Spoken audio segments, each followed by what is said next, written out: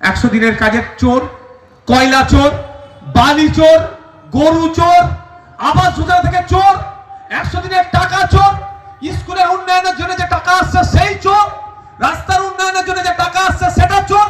এক কথায় এই চোরের দলগুলোকে ধরে তিয়ার জেলের ভাত খাওয়াবে। তাহলে আজকের পর থেকে যদি কেউ আপনাদের বলে যে আইএসএফ বা নওশাদ ভাইরা ভোট কেটে বিজেপির সুবিধা করে দেবে, বিজেপি চলে আসবে আইএসএফ কে ভোট দিয়ে, বলে ওসব কথা বলে লাভ হবে না। আসো একটা এগ্রিমেন্ট হোক, যে এগ্রিমেন্ট হবে আইএসএফ ভোট কেটে যদি বিজেপি চলে আসে, তৃণমূল যা শাস্তি দেবে মাথা পেতে মেনে নেবে। আর ওই এগ্রিমেন্টে লেখা থাকবে মমতা ব্যানার্জিকে সই করতে হবে। তৃণমূল যেখানে প্রার্থী দেবে, ভোট কেটে যদি বিজেপি আসে, আইএসএফ যা শাস্তি দেবে সেটাও তোমাদেরকে মেনে নিতে হবে। এগ্রিমেন্ট করো। মনে হয় করবে? আমি বলছি করবে না। তাহলে এই জবাব আপনারা দেবেন তো? দিতে হবে তো নাকি? রক্তদানের কাজ চলছে, কত ডোনার হলো? অনেক বকে ফেললাম, বাজে কটা গো? খেতে হবে, আমাকে খিদে লেগে গেছে। হ্যাঁ, না আর বলার দরকার নেই। আমি এসআইআর প্রসঙ্গে বলে আমি শেষ করে দেবো। হ্যাঁ, এসআইআরটা শুনতে চান তো? এই ভয় কেউ খাবেন না। আমি ভয় না খাওয়ার কারণ আপনাদের পদ্মাদো কেউ বাংলাদেশ থেকে এসছেন নাকি? কেউ বাংলাদেশ থেকে এসছেন আপনারা? কেউ আসেননি তো? প্রথম কথা ভয় পাওয়ার কোনো দরকার নেই। কাগজ নিয়ে একটু সমস্যা। আচ্ছা, এখানে যারা আছেন 2002 সালে এসআইআর এর কাগজটা যে খুঁজলে পাওয়া যাবে, কেউ স্বপ্নও ভেবেছিলেন? কিন্তু দরকার হয়েছে বলে খুঁজেছেন, পেয়ে গেছেন। সবাই তো 2002 সালের ভোটার লিস্ট পেয়েছেন। ভাই আমি নয়, আমার বাপ ছিল, বাপ নাই দাদু ছিল, দাদু নাই দাদি ছিল, নাহলে মা ছিল, পেয়েছেন তো খুঁজে, সেটা জমা করেছে।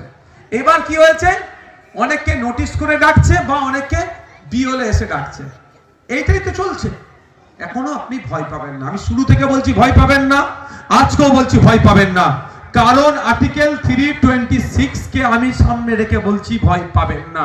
আর্টিকেল 326 প্রত্যেকটা ভারতীয় 18 বছরের ঊর্ধ্বে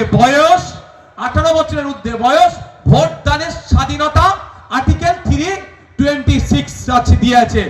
আর ইলেকশন কমিশন যদি এই স্বাধীনতা ক্ষমতার অপপ্রয়োগ করে কেড়ে নেয়, তাহলে ইলেকশন কমিশনের বিরুদ্ধে মাঠে ময়দানে লড়াই সংগ্রাম গণতান্ত্রিক প্রক্রিয়ায় হবে। আর সুপ্রিম কোর্টে গিয়ে এর জবাবদিহি করবে নওশাদ সিদ্দিকী। আপনাদের জানিয়ে রেখে যান, ভয় পাবেন না। আপনাদের বড় ভাইজান একদিন রাত্রে আমাকে ডেকে বলে, যেভাবে ওয়াকফ নিয়ে, ওবিসি নিয়ে, সিএ নিয়ে সুপ্রিম কোর্টে মামলা করেছে, আমাকে নির্দেশ দিয়েছে লয়ারের সাথে কথা বলতে। পশ্চিম বাংলার একজন যদি বৈধ ভোটারের নাম কাটা যায়, তার পাশে কেউ থাকুক আর নাই থাকুক, আইএসএফ থাকবে, আব্বাস ভাইজান থাকবে, নওশাদ ভাই থাকবে, আপনারা নিশ্চিন্তে থাকুন। সেই নির্দেশনা আমাকে দিয়েছে, আমাকে জানিয়েছে।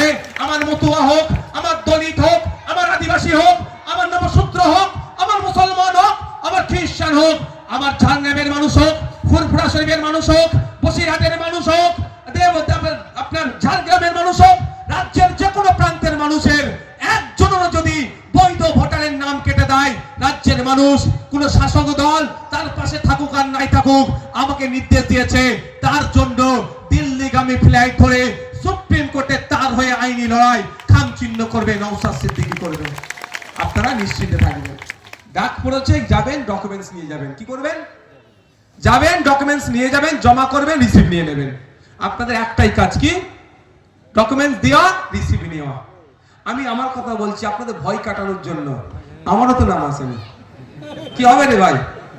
হ্যাঁ, আমারও নাম আসেনি, তাই ভয় পাচ্ছি। আমি জোর গলায় বলছি। আমি বলতাম এটা আমি অ্যাডের জন্য বলছি না। আপনারা অনেকে ভয় পাচ্ছেন তো। ডেকেছে, কাগজ ফিরে এসে তো কি হয়েছে ভাই? কাগজ ফিরে এসে তো কি হয়েছে? নামের বানান ভুলের জন্য কাগজ ফিরেছে। ম লয় লয় সই ক, ম লয় লয় দীর্ঘই ক, হস্যের জায়গায় দীর্ঘই হয়ে গেছে, হয়তো কাগজ ফিরে এসেছে। তো কি হয়েছে? এটা কোনো ফ্যাক্টর হলো? ভয় পাবার কি আছে? একদম ভয় খাবেন না। আমি আমার কথা বলছি, আমার কাগজ ফিরে এসছে, আমাকে রিভেরিফিকেশন করতে হবে। তো সমস্যা কি? এখন আমি জমা করিনি, 4 দিন আগে আমাকে বলেছে হবে জমা করবো। তো আপনাদেরও বলছি, এই ধরনের যারা এসছে কেউ ভয় খাবেন না। এই ভরসাটা তো করেন যে ভাইজান আমাদেরকে ছেড়ে যাবে না, যে বড় ভাইজান যে নির্দেশ ছোট ভাইজানকে দিয়েছে সেটা ছোট ভাইজান অক্ষরে অক্ষরে পালন করবে। এটা বিশ্বাস করেন তো নাকি ভাই? তাহলে আপনার নিশ্চিন্তে থাকুন, ওই কাগজের জন্য অযথা হয়রানি হবে না। ডাক পড়লে যাবেন, বা বিওলো যদি বলে ডকুমেন্টস নিয়ে দেখা করতে যাবেন, গিয়ে আপলোড করে দেবে। নাহলে যেখানে ডাক পড়বে যাবেন, কাগজ মিটিয়ে দেবেন। তারপরে স্টেপ আছে, কিন্তু রিসিভ কপিগুলো রাখবেন। আপনার ভোট দানের স্বাধীনতা যদি ইলেকশন কমিশন কাড়ে, তার জন্য তো আছে আমি আপনার ভোট দানের স্বাধীনতা ফিরিয়ে দেওয়া। এটা কারো দয়াতে আপনি পাবেন না, এটা মাথায় রাখুন। মমতা ব্যানার্জির ক্ষমতা নেই অবৈধ ভোটারকে বৈধ ভোটার ঘোষণা করে দেওয়া, আর শুভেন্দু অধিকারীরও ক্ষমতা নাই বৈধ ভোটারকে অবৈধ ঘোষণা করে। এটা মাথায় রাখবেন। অর্থাৎ কারো অভিশাপ, কারো অভিশাপের উল্টো কি বলে? আশীর্বাদ। কারো অভিশাপে আপনার ভোটাধিকার কাটা যাবে না, কারো আশীর্বাদে আপনার নতুন করে ভোটাধিকার ইনক্লুড হবে না। কাগজ আপনার হবে।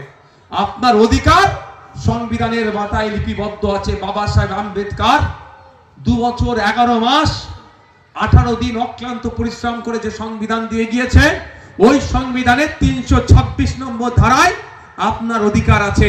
শুভেন্দু অধিকারী কেন, নরেন্দ্র দামোদর দাস মোদীরও পূর্বপুরুষের ক্ষমতা নাই আপনার ভোটটাকে কেটে দেওয়া।